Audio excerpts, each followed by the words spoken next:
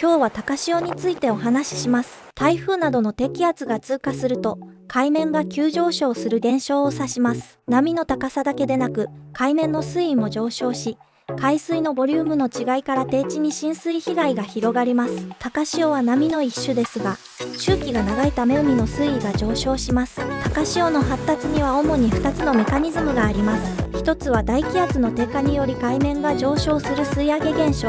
大気圧が1ヘクトパスカル低下すると海面は約1センチメートル上昇し、台風の中心気圧が低い場合、海面は約1メートル上昇します。もう一つは湾口から強風が吹き続けることで海水が吹き寄せられ、海水面が上昇する吹き寄せ現象。